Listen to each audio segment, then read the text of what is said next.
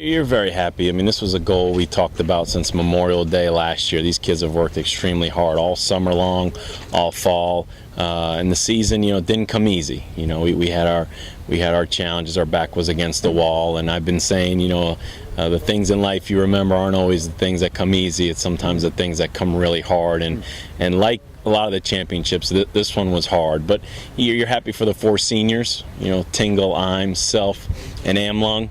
You're happy for that big sophomore class who went through that tough freshman year last year, but you're happy for everybody. Now, having said all of that, the position you're in now, I mean, going into the tournament, your thoughts about where you fit in all of this, taking nothing away from what you've done so far, and also the bigger picture you're looking, obviously, down the road. Yeah, I had an alarming bit of information for the kids, that the number 1 seed doesn't always win the conference tournament, and actually the University of Louisville, in my memory, is the only number 1 seed that's won the tournament, and that was in '09. We've been here since '07, so this is our 6th Big East tournament and only have 1 number 1 seed winning it. So there is no entitlement. You got to go down there and play, and you got to play well. And as we saw all season, everybody's beating everybody up in our league, so it's not going to be easy. So great accomplishment for the regular season. We turned the page. We're in our 2nd season right now, and then we know, fortunately, there is a 3rd season. With the NCAAs, we just don't know. Are we going to be able to host? Are we going to go on the road? We'll worry about that next week. This will be a fun, challenging week down in Florida. Why do you think the number 1 seeds haven't been more successful? You think they're just a target? I would say there's a real challenge in that bracket because you're playing the 4-5. Sometimes when you're in the 2-7, 3-6 bracket, there's a chance you could be playing that 7 or 6 seed, based on an upset, but it doesn't matter. You're playing the 4 or the 5, and the reality is our 4 and 5 are UConn and South Florida. These were 2 teams that were in the 1 and 2 spot for most of the year up until this last weekend. So not looking past Pittsburgh at all. We just played them tough 2 out of 3 this weekend. But win or lose, you're playing UConn or South Florida, and these are 2 programs that had a chance to win the regular season. If there's an asset this team has, if there's one thing I've learned over the years, it's not just about hitting. It's not just about to me, so much of what you do is psychological almost. I mean, it's almost like you are a psychiatrist. Yeah. What mention 1 or 2 of the assets you have from this team this year that maybe you didn't either realize you had or have really developed along the way? Well, they're battle tested. Nothing has come easy. We never put together that 15-game winning streak. We never made it look as easy as we would have liked in the conference play. There were some midweek games where we played extremely well, great baseball, but week in and week out, it was a dogfight. I think we swept Cincinnati the first weekend of the year.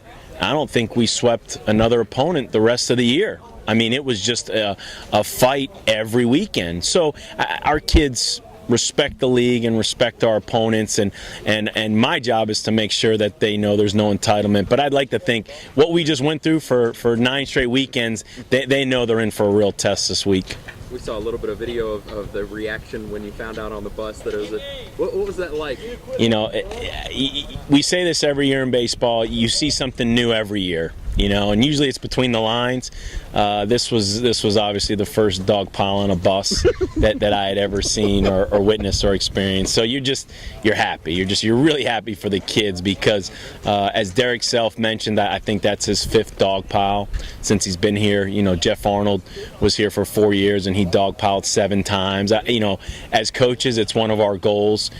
There's a lot of kids in college baseball who don't get a chance to ever dog pile, and to have kids doing it multiple times, and especially all those young kids who did it for the first time, it's neat for them because it's memories they'll have forever. I can't count the number of times I've been on a bus where the bus driver said, "If y'all don't sit down, we're not moving." Yeah. Was that one of those where you're just like, let them go? I warned Jim ahead of time because we were in those Pittsburgh mountains right there, and I was just hoping they wouldn't all jump to one side of the bus. So I told the bus driver, let's get away from this cliff because if Seton Hall pulls this one out, this bus is going to go crazy. But fortunately, they dogpiled right in the middle, and there wasn't a lot of room to go left or right. So it was neat. It was neat to watch. Coach, how excited is your team as well as yourself about them coming through? it's a new season, so I mean, we're really excited about what happened in the regular season. But sometimes it's healthier to go down there with a chip on your shoulder. That's maybe why the 2 seed or the 3 seed or the 5 seed wins it, because they're playing. Sometimes it feels like a little more. So I got to make sure that our guys still have a chip on their shoulder and go down there with an attitude that, hey, we want to represent our league as the tournament champion. And that's the reason the NCAAs takes a tournament champion, because it's proof that you can win in a tournament atmosphere, and it's something that we always take great pride in. How do you shuffle pitching? Do you go Friday, Saturday, Sunday like you would on a weekend? No, it's a good question. Right now we're leaning towards going with Chad Green in Game 1, and Chad has started the past 3 or 4 midweek games. And that's for several factors. We just played Pitt 3 games, so you get to throw an arm that they haven't seen. Amlung now for the last month has lost a day. He threw Saturday at West Virginia. He threw Friday here against St. John's. He threw Thursday against Pitt. He would be throwing on a Wednesday. It's just been a lot the last month. So we'd like to give him that extra day's rest. Plus, every game's important, but I think if you had to vote what's the most important game, it's the 1-0 game. When you're 1-0 and the other team's 1-0, if you win that game, not only do you go to 2-0, but you go to the semifinals. You have a day off, and whoever comes back has to beat you twice with one less starting pitcher. And so, they're all important. I mean, people say you got to win Game 1 to win the tournament. Well, you do, but those 4 teams that are 1-0 on Thursday, the 2 teams that win and go to 2-0 are really in the driver's seat.